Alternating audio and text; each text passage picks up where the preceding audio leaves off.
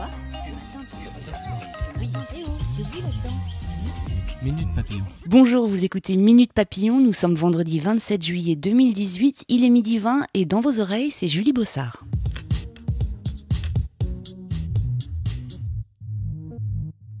Dans la rubrique Affaire Benalla, pas mal de choses à retenir ce matin.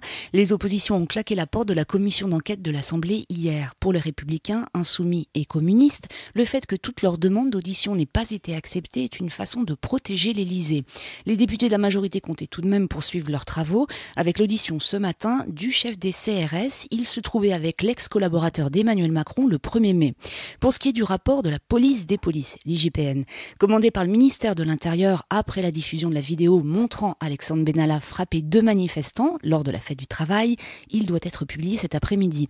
Enfin, quant au couple molesté, justement, le parquet de Paris a décidé d'ouvrir une enquête préliminaire sur les violences qu'il aurait commises ce même jour sur les policiers. Selon Europe 1, les 2 jeunes gens qui avaient été arrêtés par la suite ont été relâchés à cause de l'engorgement des commissariats. La hache de guerre semble bel et bien enterrée entre Pyongyang et Washington.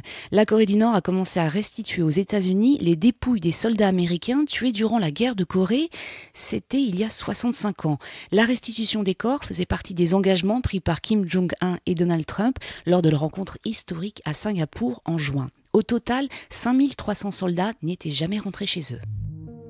Canicule en France, 21 départements sont en vigilance orange aujourd'hui. Et vous l'aurez peut-être remarqué, il n'y a pas que nos organismes qui souffrent de la chaleur, nos smartphones aussi. Pour éviter qu'ils crament, quelques conseils délivrés par Numérama: les accrocher à la ventilation de l'auto si vous utilisez le GPS, enlever leur coque de protection ou encore déconnecter les applis qui émettent de la chaleur comme la vidéo. Après le Ice Bucket Challenge ou encore le Harlem Shake, un nouveau défi crétin circule sur les réseaux sociaux.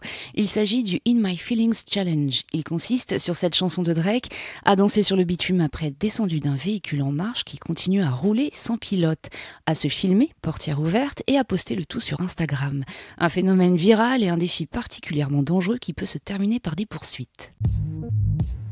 Le spectacle promet d'être exceptionnel. Une éclipse de lune la plus longue du XXIe siècle va se produire ce soir. Le satellite passera dans l'ombre de la Terre pendant exactement 1h42 et 59 secondes. Le phénomène complet, visible à l'œil nu et donc sans aucun danger, contrairement à une éclipse de soleil, commencera à 19h24 heure de Paris.